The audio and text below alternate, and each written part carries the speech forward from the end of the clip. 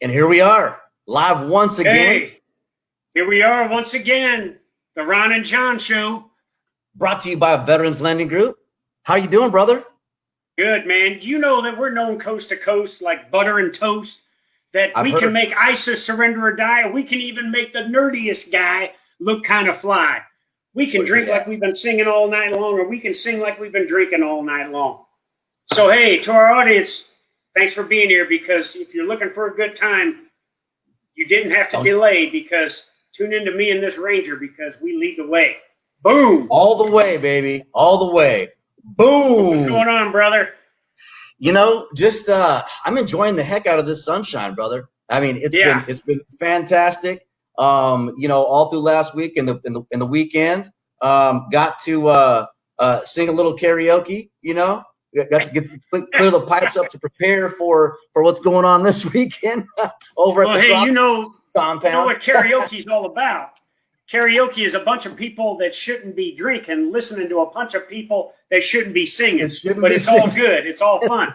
And by the way, you and I got a 91 on Blink 182, man. We did get a 91, and I think that's our song. So, you know, regardless of where we're at, if there's a karaoke machine around, we got to hit it. We got to hit it. Hey, this was a great week for me, and you know, it kind of culminated with today when I reconnected with a guy that I had not seen in over 13 years. A guy named Nicholas Bailey that was wounded during an attack in Baghdad, and the last time I saw him is when John Lair, my boss, and I pinned his Purple Heart on him. Oh, and so wow. That reconnection was so important today, and we talked, and we're looking to do a reunion, you know. But also this week, you know, last Friday I got to do something, so it's about New Horizons too. Last Friday, you know, it was 4 years ago, the most nervous I ever was in front of an audience was speaking to 12,000 people at the Verizon Center in Washington, D.C. for a WWE tribute to the troops. And I thought that would be the most nervous I was ever going to be. Well, I did a Zoom call on Friday with 20 6 to 12-year-old kids. And they are part of this cadet force for Centurion Military Alliance. And the brief I got said that the previous guest they had was a major corporate CEO who talked to the kids, and they asked the kids, how did he do? And the kids said, boring. You know, that kid's good. So I was a little worried that I needed to. So I brought my grandson and granddaughter, David and Melody, out. I used them here. We did some interactive stuff with the kids, asked them what they wanted to do when they grew up, their favorite color and all this stuff, and talked about, you know, empathy, inclusion, understanding, and everything. And it was a phenomenal time. So, you know, reconnections and New Horizons is what it has been for me the past week, brother. That's awesome, brother. You know, I linking up, had a couple Ranger buddies come through. Griff came by the other day, actually came by on Monday. Yep. Yeah. And we were able to have a cup of coffee with another Ranger and veteran here, Maddie Waters, who's a Tacoma police officer, also amputee, interesting enough. But you know, and I think that's what it's about is this New Horizons. What are we going to do together? How are we forging together and moving forward? And it's good to reconnect, you know, and a change. You know, a lot of times we don't like change, but a change can be good, and it's like you're talking about with these New Horizons. And I'm sure that has something to do with what's going on with our guest today. Absolutely. You know, for 4 years as the SEAC, I was, you know, we did a very good job at the senior enlisted, at the Defense Senior Enlisted Leader Council, all the service senior enlisted and combatant command senior enlisted. We had a pretty good racial diversity in the audience, you know.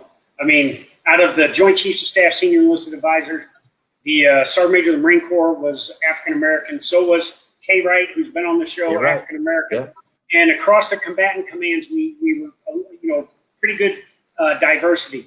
But gender diversity, we just could not.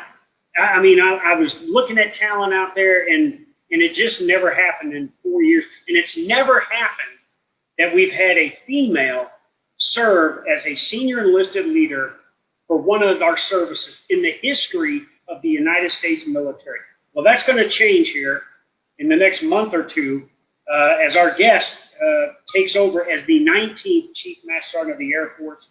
She just recently left 2nd Air Force as the command chief. We worked extensively together for 4 years when I was the SEAC, and it was no surprise to me when she got selected, and she has broken this glass ceiling now and is one of our service senior enlisted leaders. So let's go ahead and bring her out. There she is. Joe Bass. Welcome to the show, Joe. I've been in the back room just laughing at that story because, John, I thought, man, if I talk to those kids from CMA in a few weeks and I ask them how was John Troxell and they say boring, then I know I'm in there. Yeah. Hey, so how are you doing, Joe? Life is good. Let me tell you, it's been a whirlwind. I got announced on the 19th of June, and I am already in DC. We've had our household goods for about a week, and we've gotten the house settled there on Andrews Air Force Base. I have not taken leave like most of our brothers and sisters in the services since pre-COVID. And so today I started some much needed leave. So speaking of connecting with folks, I'm reconnecting with some dear military friends of ours that we were previously stationed together, and there's nothing quite like it. And so I'm in their home visiting with them. And so if you see or hear some kiddos or doggies running around, I'm on leave, and it is what it is. Hey, that's great. Yeah. Hey, so let's we want the audience to know who Joe Bass is. I know you very well. You know, you're a dear friend of mine. But tell us about Joe Bass and you know, your career and you know how you kind of focus to get to where you're at now in the position that you're in now. All righty. Well, I'll do my best. Well, first, Ron and John, thanks for having me on the show. Ron, it's a pleasure to meet you. I've gotten a chance to watch a few of your shows previously, and I laughed because I was like, well, man, I don't have a weapon or anything to start throwing around. But thanks for having me on the show and allowing me an opportunity just to chat with your audience. So I've been serving in the Air Force for 27 years. I'm an Army brat. My dad retired as a Army warrant officer. So we grew up all over the world, spent quite a bit of time in Germany, and graduated high school in Mililani, Hawaii. Thought I would join the Air Force and do 4 quick years. That was the plan. I joined and really started to enjoy what I was doing. At the 4-year mark, I needed to pay off my Honda Civic. So like a good airman, I re-enlisted, deployed quite a bit, and probably about the 8-year mark started to understand what it really meant about serving in our Air Force. And, you know, when I joined, I really did join for the educational benefits and to try to figure life out. But ironically, I had an opportunity to work at some amazing organizations. I spent quite a few years with Air Force Special Operations Command and Joint Special Operations Command, where I've gotten a chance to meet some of the greatest service members that I know. CZ obviously worked together with me there at the 2-4. And that was really a life-altering experience, understanding more of the why. And service is way more, wearing our nation's cloth is way more than getting my GI Bill benefits. And so so it shaped my life. You know, I came in as an aviation resource manager, so I spent a whole lot of time in the ops community, understanding ops, but I was also support, so I could understand and bridge the connection between what our very critical support folks do with respects to the operations. About that 19-year mark, I got picked up as a chief, and then got picked up to be a command chief, where it was probably the highlight of my career to go to Goodfellow Air Force Base, Texas. I was there for about 14 months when I got the phone call from the Pentagon, the dreaded phone call that we want you to come here. And I shouldn't say that, but can we be real on the Absolutely. Show? Absolutely. 100%. So, gotta be.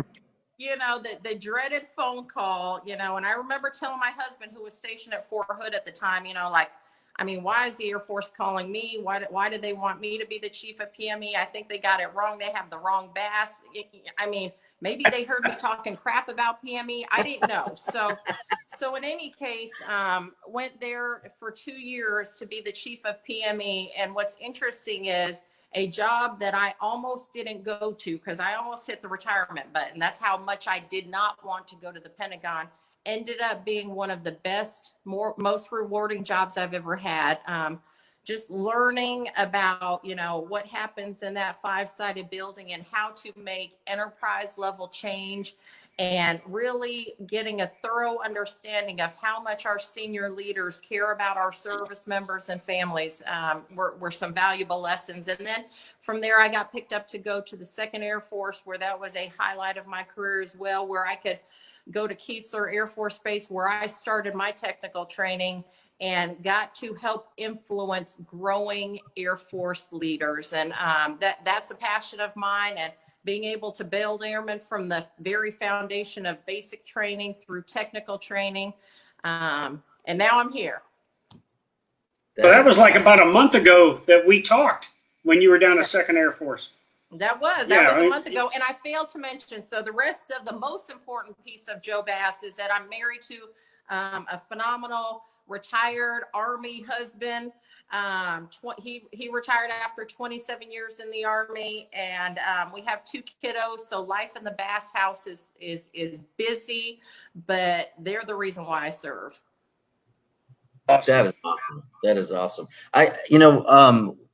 Just curious on how the Air Force works as far as, you know, picking the next, you know, chief. Like, did you know that you were in the running? Was your name in the hat? Is it? Yeah. I mean, obviously you made the short list. Was it a big round of interviews? It really was. You know, I'll be honest. If you would have asked me 6 months ago, I would have said there's no way. You know, if you would have asked me when I left the Pentagon what I want to, I would have been like, there's no way, you know. So it is the incoming chief of staff, which also is a historic appointment of General C.Q. Brown. He will take appointment on the 6th of August. So he is my new boss, and who hired me. You know, once he got confirmed, the interview process started. And you know, there's a whole lot of things behind the scenes that I'm not necessarily privy to, but he wanted to make sure that it was pretty transparent. And he took a glimpse of a whole bunch of chiefs serving at the tier 4 and 5 level. You know, he had a team helping run that process with records reviews, and then it, you know, the list just gets shorter and shorter and shorter until, you know, you get to the top 3. And then, you know, at the end of the day, probably everybody on that list is qualified. It just gets to a point where, you know, who is a hiring authority connect with the most, and who's going to be able to get after the needs of where they're trying to go. I say this for all the services. You know, competing on a job like that, competing for the SEAC, a service position, a combatant commander, whatever. It's like being in the mafia. It's business. It's not personal. Yeah. So when you take, in this case, I mean, all of the major command chiefs, any of the combatant command guys that might have served, but the tier 4 and 5, you put them all together, and the differences between them professionally are about as thick as this piece of paper. Yeah. So, you know, and I sat through a process with a selecting official, a 4-star before. And I said, I don't envy you at all, sir, because you got 10 great candidates, and you got to decide who gets and who doesn't. Because only one person gets that job, you know. So everybody else is, so it's not a slight on them. It's who the selecting official is most comfortable with, and who they think will have the best impact at getting after their vision and priority.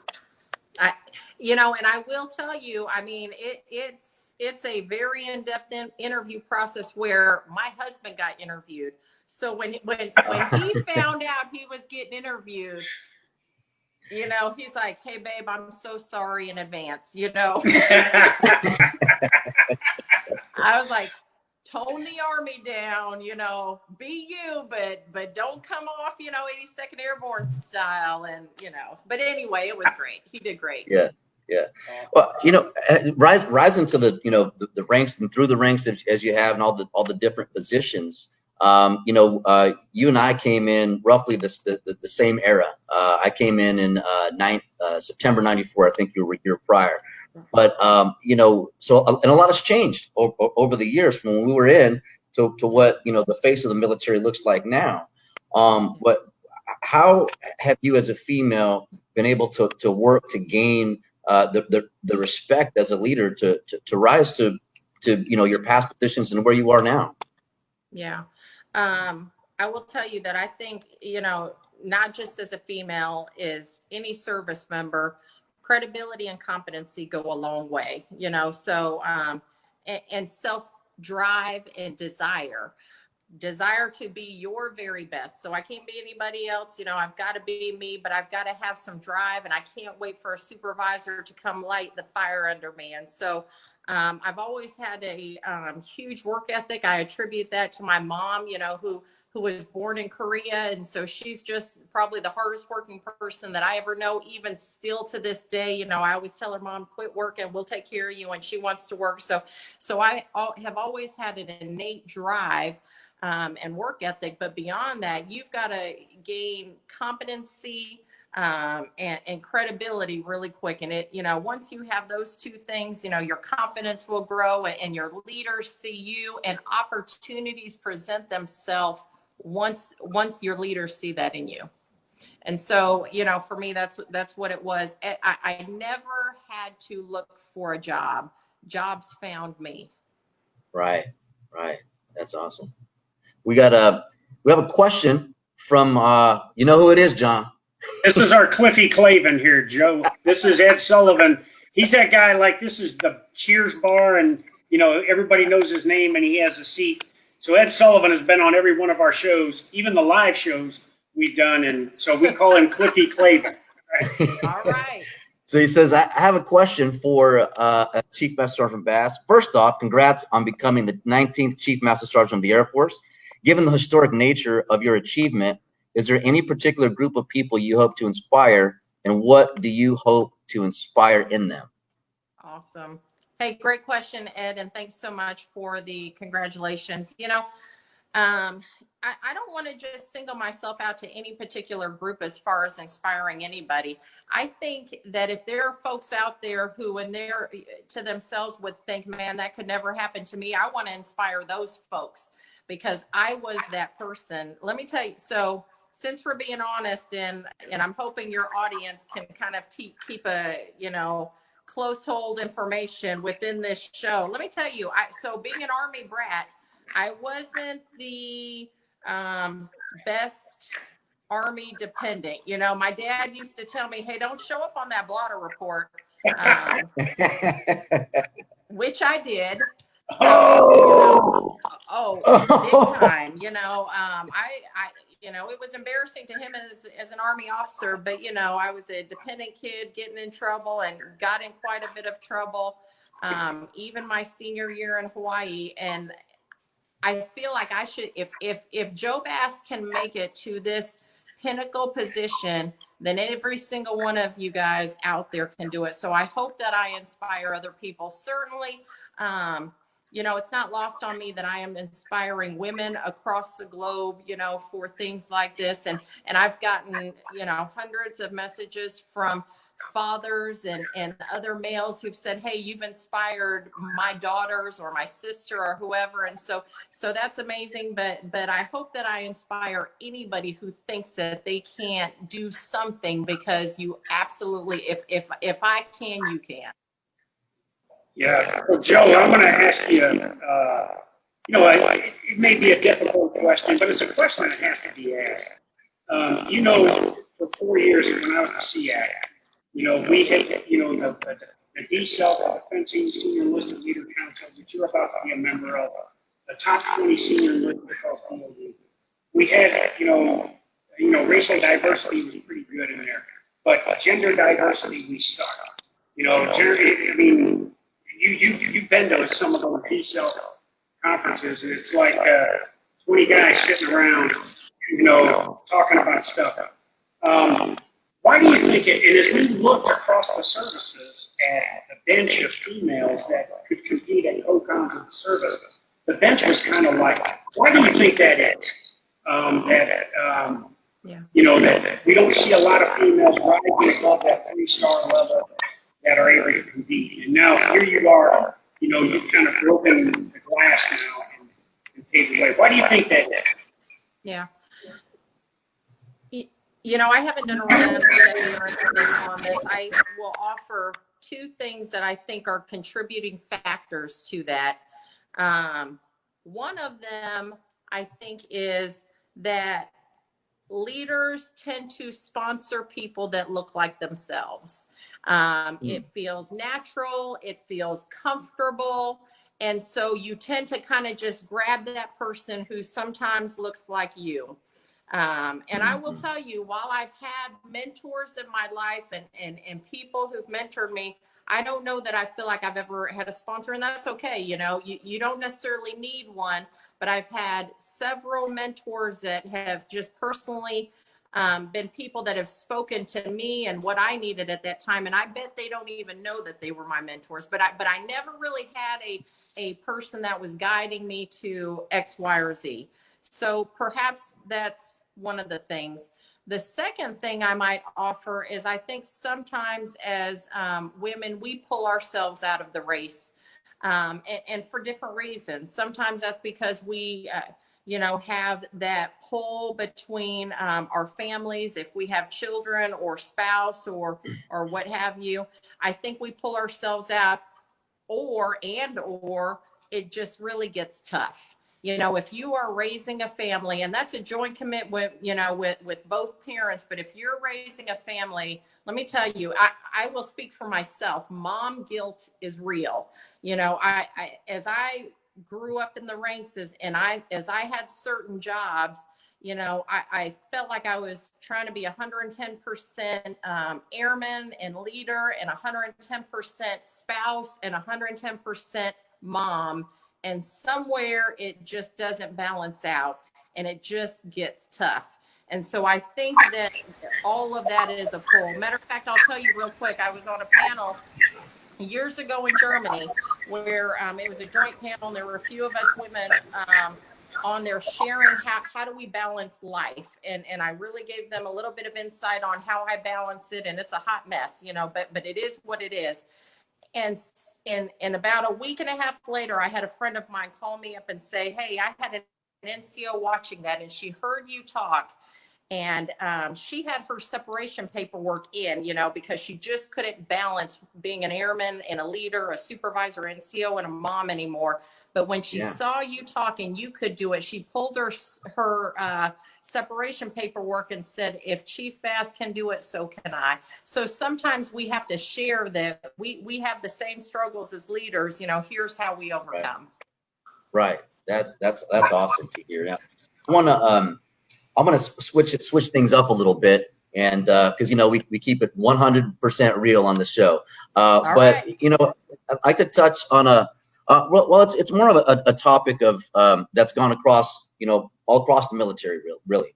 And this has to do with safety and the unfortunate events that happened to that soldier in Texas, Vanessa Guillen. So, but I guess my question to you is, what if there's anyone that's looking at the Air Force, male or female, what would you say as far as the future airmen of the safety of their safety, in the Air Force, because there's people that look at that and say, man, what if they can't keep us safe in the military based on all that kind of stuff? Why would I go in? So what would your advice and words be to anyone that's looking at the Air Force as a potential career, or the military in general? So I will tell you, I have no qualms with my 2 daughters joining the United States Air Force. I don't. Fundamentally, I believe that, serving in the armed forces, we are still part of the 1% where we set ourselves apart and we have certain values, core values across all services that make us different. now we grab people from all folk, places in society, and people don't inherently come in with those core values, that they're built upon and they grow. The Joe Bass, who I was when I first came in, is very different than who I was at the 8-year mark and now at the 27-year mark. And so I would say, fundamentally, the values that we hold so dear in the United States military and our Air Force are those that we should be proud of and not be concerned about anybody's sons or daughters joining. That's my first thing. Do we have incidents and things that are just unsatisfactory? Yes, we do. And we don't condone it. We don't support it. I cannot speak to what is going on at Fort Hood and the Army side of things. I will tell you that even on the Air Force side, one is too many. One sexual assault, one sexual harassment is too many. And so it's interesting because as I've gotten this appointment, I have had more female leaders reach out to me, even female leaders who are no longer in the Air Force, to tell me, let me share with you my experience. And so that's not lost on me. It's something that we have got to get after more. And as we are having conversations, and really the conversations in the last 6 to 8 weeks have really stemmed from the racial disparities that are going outside of our fence line. I would offer that it is an opportunity to have conversations about all disparities that are happening. And most of our brothers and sisters who wear this uniform, and most of our brothers, I think, really have no idea the disparity that females have to go through, or even the male service members who they themselves, experience sexual assault or harassment. So it's something we don't talk about it. We can feel ashamed or we don't talk about it, but it's there and it's got to stop. We've got work to do. Yeah. Yeah. John? Hey, Joe. Yeah. One of the things I wanted to ask you, is one of the things, with your time leading Air Force education, you were big on. When I came in as the SEAC, I wanted to broaden our non-commissioned officers and petty officers to get them more joint kind of education and to get them to understand the other services, since we do fight as a joint force. You are the catalyst when we started sending enlisted to the Joint and Combined Warfighter School at the Joint Forces Staff College in Suffolk. And for the audience, it's traditionally an officer school for 04 to 06 to go to learn about joint and combined warfighting. And I asked the president of the university, I said, why aren't we sending enlisted? He kind of gave me the loser salute and said, I don't know. I said, well, we're going to do it now. And you took that on. You and Kay Wright took that on to the point that in 2 years, you had more Air Force graduates than the Army, Navy, Marines, and Coast Guard put together. What was kind of you and Kay Wright's focus then on getting this and broadening these? And oh, by the way, guess what? We were seeing how it was paying off. At one time, 6 of the 11 combatant command senior enlisted were Air Force. So, yeah. I mean, yeah. And I don't know that was a direct reflection on the push in education. I do know General Goldfein's focus of developing joint leaders is something that you took on. But can you kind of talk through that on what you and Kay Wright were trying to get after and how you just gained this momentum and it paid off at the highest level? Yeah. So I will tell you, SEAC 3, that was exactly it. Our chief of staff and current chief of staff, General Goldfein's, one of his focus areas was how do we get better at developing joint leaders? We had to maximize that opportunity. Once you got the green light go that we could send our senior enlisted to an opportunity like that, it wasn't tough to be able to communicate to our senior enlisted leaders across the Air Force that we've got to maximize this. And oh, by the way, if we catch the Navy and the Army sleeping a little bit, we'll take their slots. And that's exactly what we did.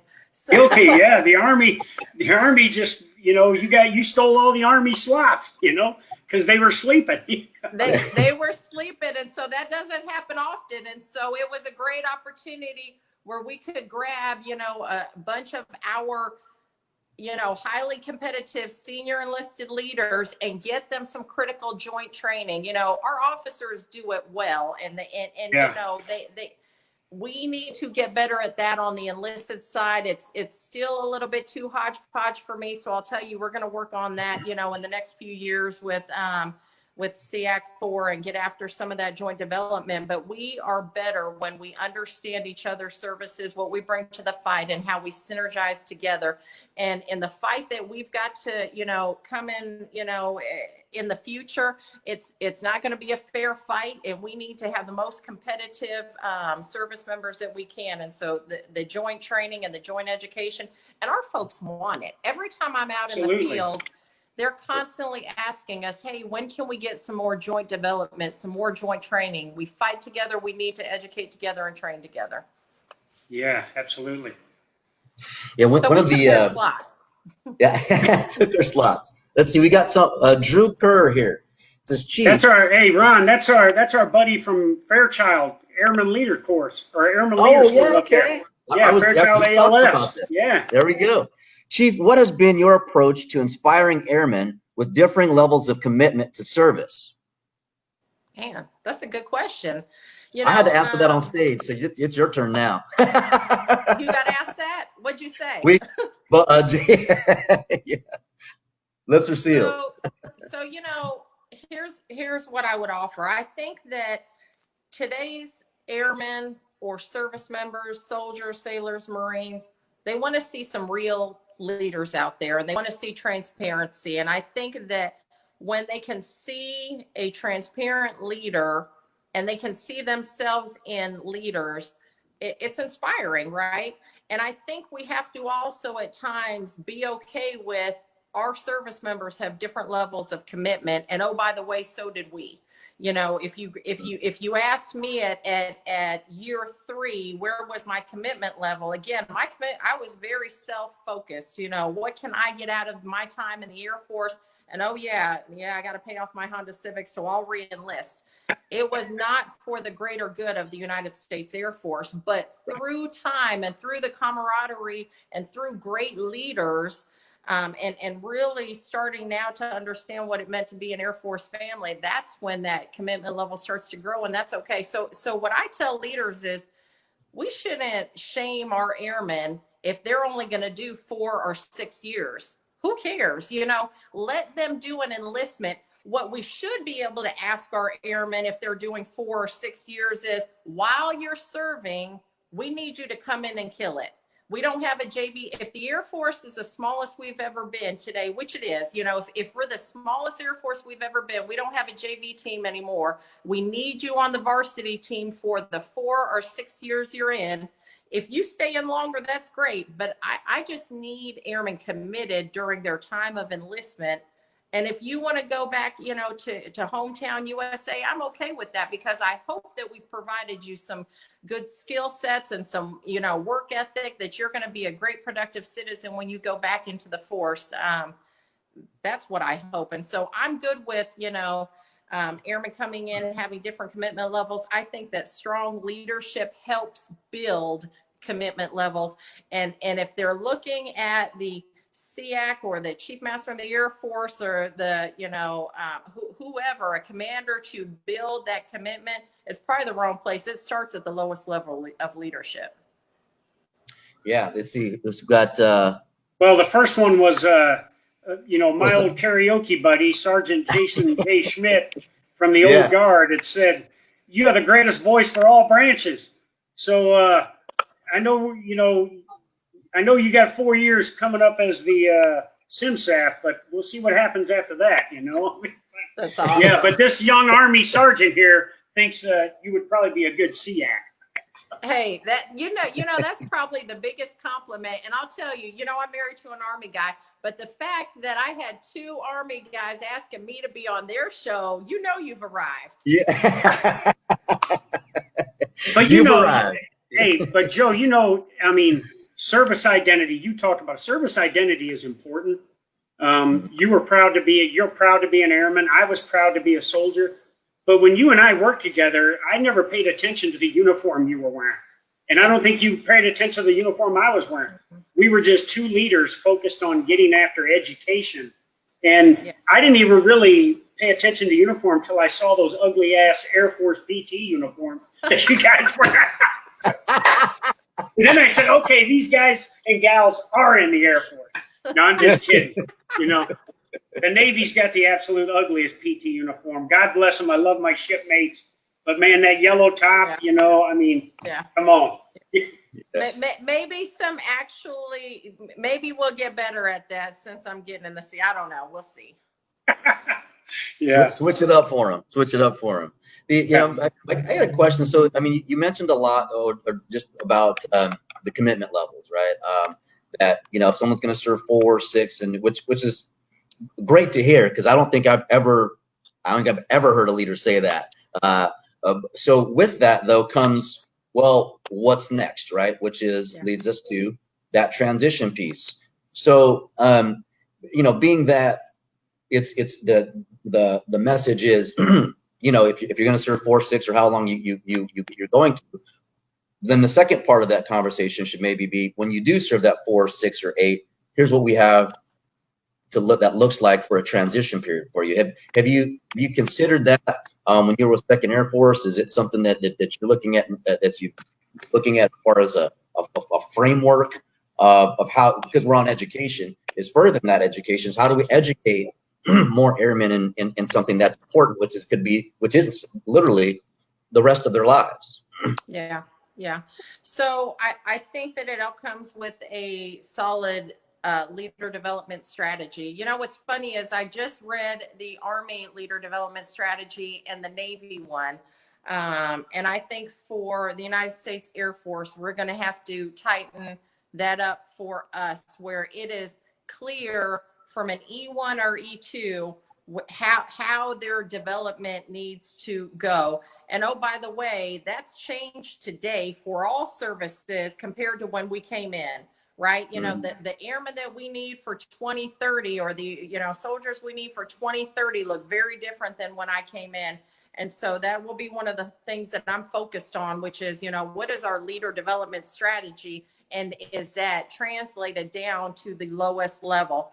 And some of it is also, you know, getting back to the basics. You know, now I will get back to when we first came in. When we first came in, man, E4s were running stuff, at least from what I remember. You know, my first squadron was 74 Mafia, baby. 4 Mafia, yeah. The E4s were running stuff. Senior airman, my first supervisor was a senior airman, and he ran a fighter squadron operations section, you know, as an E4.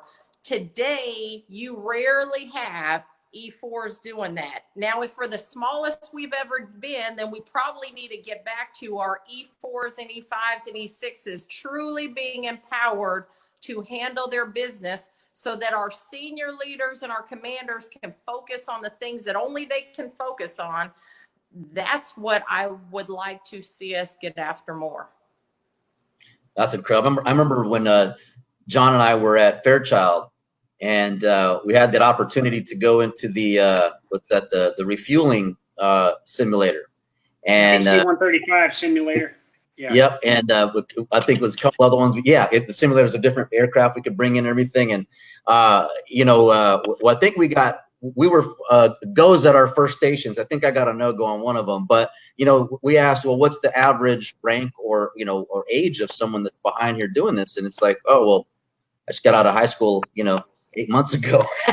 And they're, you know, and they finished with this tech school. The next thing you know, they could be in theater, you know, within 6 to 8 months of them being in the Air Force, you know, doing real world missions. And we just looked at each other, and John was like, you know, this is why we're kicking the Russians' ass, right? Number one is because we, as you could tell, absolutely. But it also spoke a testament of what the empowerment of the enlisted and what we can do, you know, with trained properly and pushing it out there. So I think that's a fantastic approach, is getting, you know, getting us out there, you know, being leaders, you know, in those capacities. Again, a lot of things have changed, ebbed and flowed, but I remember when we first came in, it was all about that leadership. What are you going to do? Oh yeah. Speaking of that, Victoria, can you pull up our teammates from Freestyle Every Day for Everybody live? There he is. Hey.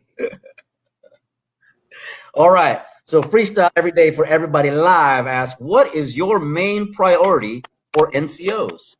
we're on this subject. My main priority for all of our airmen, I really think, so not too much is going to change going into the seat that I'm in. You know, I've been passionate about a few things since I've been a command chief, and really readiness and force posture is first and foremost. We've got a job to do. We are in the United States Air Force or Army, Navy, Marines for a purpose. And so we've got to focus on readiness and our force posture.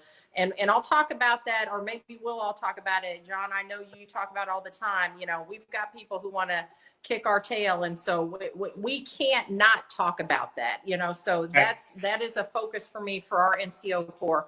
The other one is people operations. So what I'll be working hard on is, how do we onboard and retain the best talent in the United States Air Force that we can? It all has to do with talent management, people operations, the policies and the processes that we have. And if we have old policies and processes that are from when I came in, they're probably not applicable for now. And so we've got to get after that. So that'll be one of my focus areas.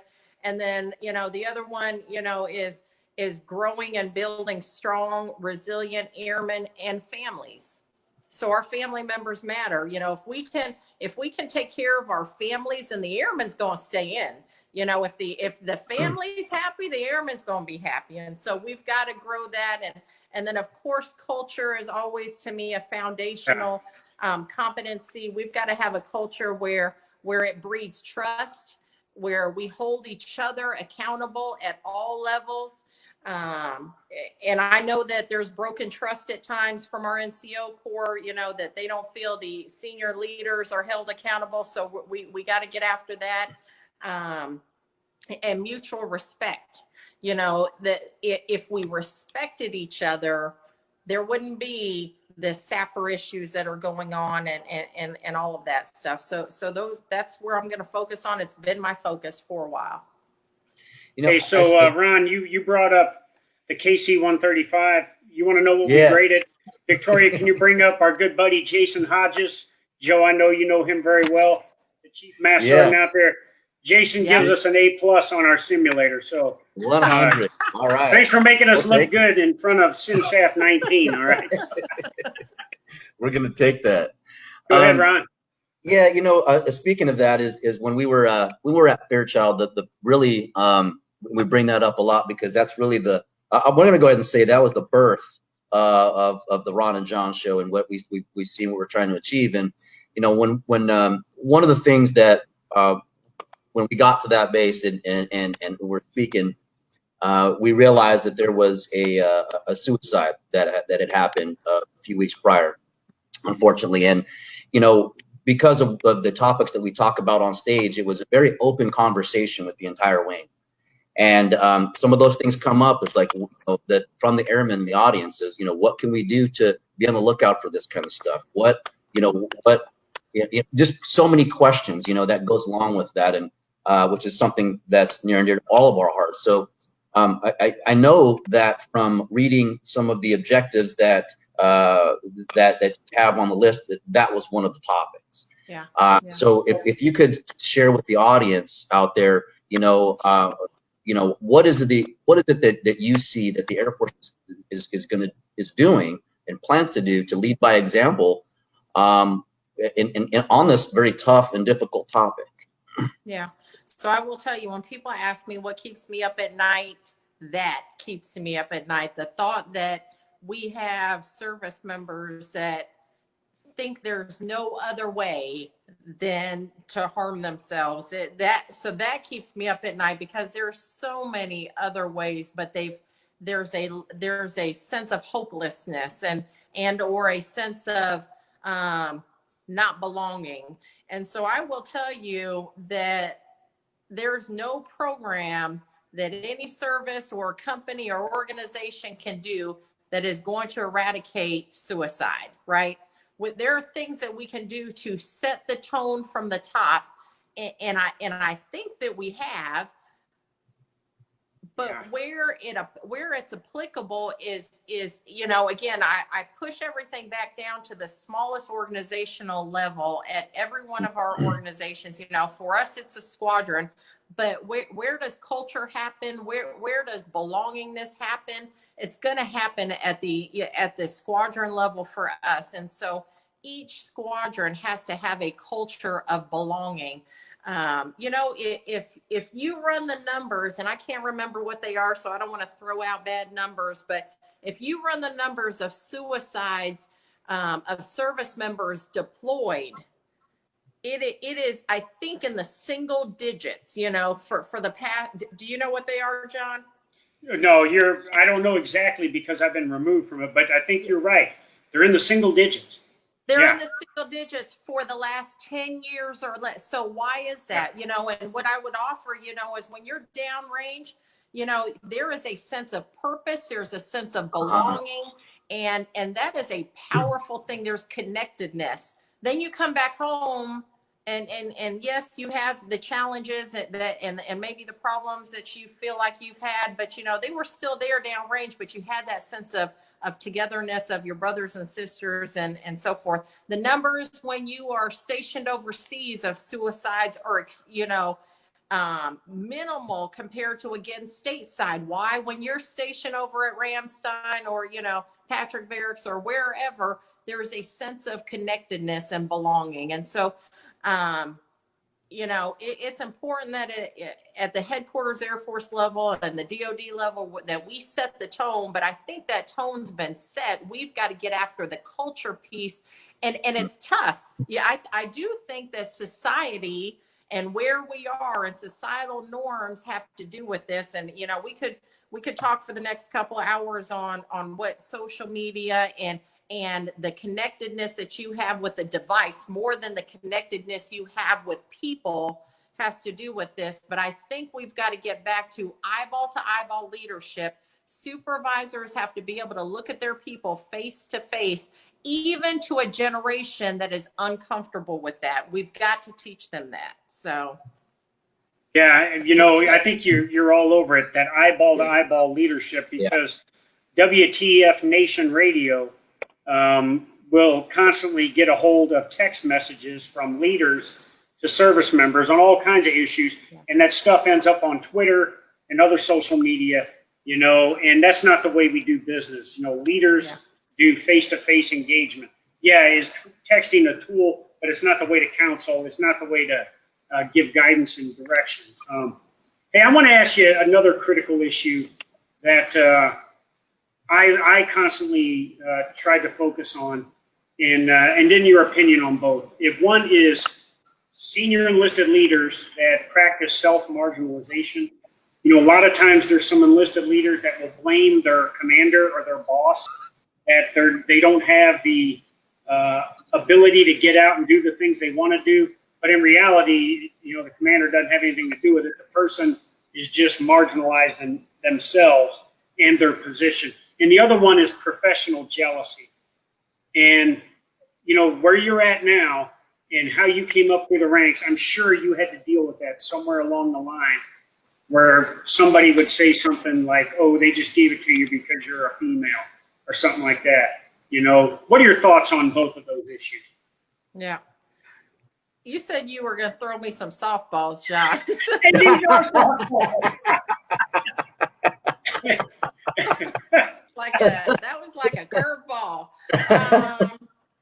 So, you know, on, you know, the first part that you're talking about, really, I just think that's shifting blame and not assuming accountability for your own actions. And so, you know, those are conversations you've got to have with the relationship you have to have with your boss and your leader to be able to get after your business. And, you know, as enlisted leaders, we have a different role than our commissioned officers.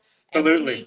We need to understand that role and be able to get after that and have a relationship with those bosses behind the doors and be able to, again, be tactful and respectful enough to be able to just understand where we need to go. So to me, that's shift and blame. But on the professional jealousy piece.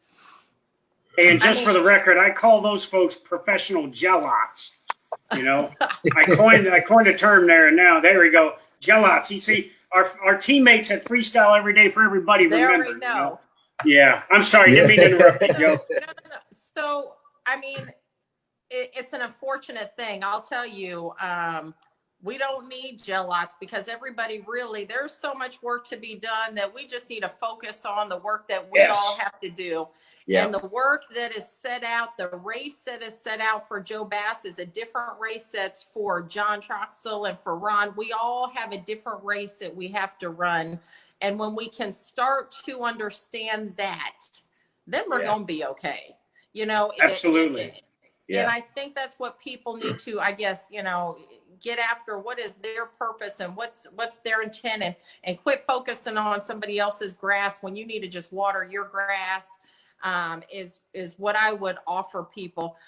Does it hurt? It does. But I'll tell you, that's where, for me personally, especially as a female, where, you know, I tend to get more in my feelings than my husband. So that's me. I'm not saying that that's all females, but for me, I used to get in my feelings more than my husband, where, again, having an Army husband, he's like, hey babe, you got to shake the dust off your feet and keep moving. You know, when people are jealous, you know, you're doing the right thing, shake the dust off, keep moving, worry about yourself and handle your business, take care of your troops and go about your business. So I don't spend a lot of time with that. What I hope is that I create a culture where those 𝘸𝘠𝘠𝘠𝘠s realize that, man, there's nothing to be jealous about. Stay in your lane, do what you need to do, water your own grass, be the best you that you can be, and life is going to be good. Mm-hmm. Kids sitting on that hater in that corner over there. That's what they can do. Hey, Ron, should we hit the future sim staff with some rapid fire here? I think it's time. I think it's time. Let's hit her. Okay, so kick it off, brother. All right, so I gotta ask a question. You know, your husband Ron, Army veteran, 𝘬𝘠𝘭𝘺, you know, stuff like that. So how did you guys meet? You know, I mean, how did an airman and a soldier meet, especially a 𝘬𝘭𝘭𝘺 one? Man, you're all in my business, John. So here I am, between the three of us. Here I am, brand new airman, get to Pope Air Force Base. Ron's I knew it. Oh, I was going to say it, Bill. PFC at Fort Bragg, you know, he's a PFC, I'm an E1. And where does every good, respectable female airman go their first week at Pope? The Fort Bragg NCO Club. Yes. Riley Road. Yes. I'm not proud of that, but we did meet there. You know, there was a gang, you know, there's a gang of Army guys there, and he saw me walking down, you know, the line at the Fort Bragg NCO Club, and he swooped me up, you know, because Army guys, you never know when you're gonna go out and deploy or go the field. Right. So yeah. You know, I used to laugh and tell our Air Force airmen, I'm like, y'all, yeah, I mean, they wait a long time before they ask a girl out on a date. You know, the Army guys are like, hey man, they could go to the field next, you know, in 2 days. Yeah. So to all the airmen that I didn't date, it's because you took too long. But but that's where we met. And you know, we laughed because we're like, man, if our airmen and soldiers were like us, man, they'd be like, we'd tie him up. He used to come and get me in his Humvee that said PFC Bass, and he taught me how to drive a Humvee. Wow. So yeah, that's awesome. He had his own Humvee as a PFC? What the hell? He's a driver, man. He's a driver. Okay, all right. Dude, you're trying to impress an airman that just straight out of basic, you know? So your name's on your Humvee. You might as well be the chairman of the Joint Chiefs of Staff, you know, even though you're a PFC. Oh, man. Well, so Joe, you said something earlier. This is how I form my rapid fire. I just kind of keep my ears open. And you mentioned something earlier that I think we need to go a little deeper on. What exactly did you do to get put on that blotter report? So I don't think that I can share that one, Ron. So listen, I think that's probably close hold. That's like 30 years ago stuff. But I will tell you, I worked for 𝘬𝘗𝘗𝘕, got in some trouble, did some things that you never want your dependent child to do, and yeah, banned from every installation in Hawaii. So, every installation. So I hadn't been back to an installation in Hawaii, and yeah. So yeah, I can't go there, Ron. I'm not gonna let you suck me in. But. Hey, I just go by the rule of thumb that John lays out for me. Ron, you ask the questions and they control the answers. So that was great. Good. You Hey, let me add to that. I never told my recruiter. So I was on delayed enlistment. I hope he ain't listening, right? Never told my recruiter, just got in the Air Force. You know what turned me around? Supervisors, strong supervisors who didn't give up, who saw potential in a young, at the time, Airman Machaki, who was wilding out at the Fort Bragg NCO club. They still saw potential. And that's where I think we need to get back to as leaders, that we look for the potential in the recruits that are coming into the service today, because they are smart, they are bright, they are different than us, and that's a good thing. And they have the skill sets that we need for a 2030 fight. We need to not discount it. Awesome. Absolutely. Okay, so here's my other rapid fire question. So, the services have a golf tournament every year. I think you know that all the service senior enlisted. Yep. And for 4 years that I was the SEAC, the Army won it every year except one, and the Coast Guard won it. So what kind of leadership are you going to institute to get the Air Force from finishing 5 of 5 services in that golf tournament? Yeah. So I'm about to put a memorandum out to the entire Air Force, and every E9 who can shoot below an 82, call me up, and we're there. Awesome. Yeah. We have a lot of them. I could name a bunch of them right now. So I just think they've had a hard time getting here, but we'll figure that out. Do you play? Yeah, I mean, that's. I have clubs. Yeah. Well, whenever you do that, please invite me back. I'll meet you at the 19th hole, and if the Air Force wins, I'll buy everybody a drink. How's that? Yeah. I'm going to go with my last one of just something that's tell us something that not everybody would know about Joe Bass. What's something unique that is it you like to shoot? Is it that you have some weird talent? What is it that's unique about Joe Bass? Wow. So I used to know every Eazy-E song out there. I promise you, by word for word. And used to make my dad mad. Don't forget, Army officer. So he didn't appreciate that I knew about easily I approached the microphone because I ate no joke. Okay, so he would tell you. Okay, so, stop it. So I used to very much appreciate an Eazy-E album. Not so much today, but That is awesome. Well, hey, Joe. Yeah. So thank you so much for being on the show today. As I told you when I called you when you got selected, it wasn't a surprise to me. And to tell you the truth, I have to be truthful. I didn't even realize it till like a day later when I read it in social media that you were going to be the first female. I mean, I knew that, but I've always known you as a leader.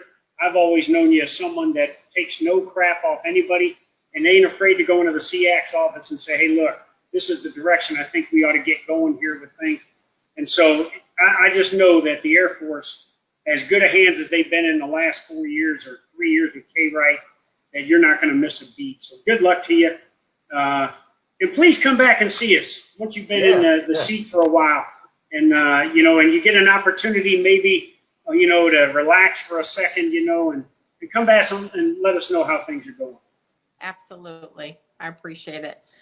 Hey, Ron, it was great to meet you. I feel like you're family already, right? Yeah, absolutely. That's what we do. That's the effect, right? That's the effect. Good. So, and to you, 𝘬𝑎C, thanks for having me. I'll tell you, you caught me at the best timing, because it's hard to say no to John Troxell, but he calls me up and he's like, hey, Joe, you know, the NCO Live would love for you to get on then the day before I've got a Ron and John show, and I think you'd be great.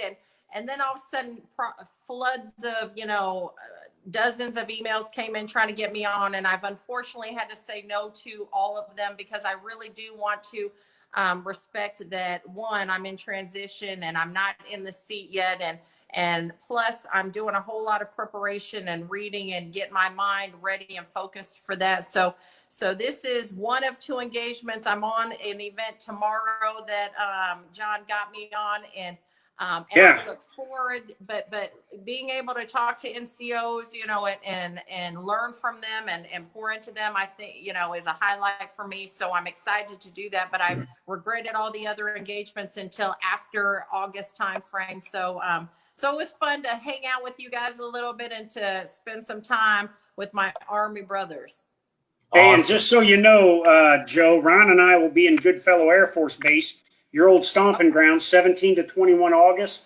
And we're going to do our 19 August show will be live, and we'll have a bunch of airmen and soldiers with us there. So now, you know, that puts me in a happy place. So see, I can't remember if you went to Goodfellow, but you know, there is a Fort Goodfellow, Camp Goodfellow, and a USS Goodfellow. So you've got all services there, some of the best Americans ever. And the community of San Angelo is probably one of the best communities that I've ever been around ever. So you guys are in for a treat. Eat some good barbecue for me, and they have some of the best breakfast burritos. Just ask any airman, they'll tell you where to get them. Well, thanks again, my friend. God bless you. And I'll see you tomorrow night. So to the audience, tune in tomorrow night at the same time as the Ron and John show, NCOPD Live tomorrow night. Chief Bass will be on with us. I'm a special co-host on NCOPD Live, thanks to D. Hicks for allowing me to do it. And Master Sergeant RLGJ, Richard L. Green Jr. will be the host. And we will have Chief Master Sergeant Joe Bass. We'll also have Sergeant First Class Janina Simmons on the show, first African-American woman to graduate from Ranger School. Going to be a great show. So, Joe, thanks. And I'll see you tomorrow night. Absolutely. Thank you. And everybody, thank you for joining the show. Brought to you by Veterans Landing Group. Remember that we can ETS, PCS, retire wherever it is that you go. So if you're interested in a refinance or a new purchase, we're your special operations VA financing. Just let us know what we can do to help you out. And Joe, thanks again so much. It's always awesome to meet anyone that John has served with. I mean, it's just we've been having a all-star lineup, and it's just awesome to see no quit in you. Congratulations on your next position. And I'm gonna end the show like this and see if you remember this one. Woke up quick at about noon. Just thought that I had to be in Compton soon.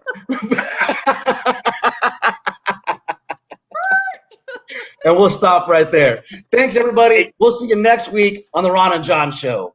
Boom. Joel, next week. We'll see you tomorrow night on NCOPD Live, Joe. God bless you all. Take care.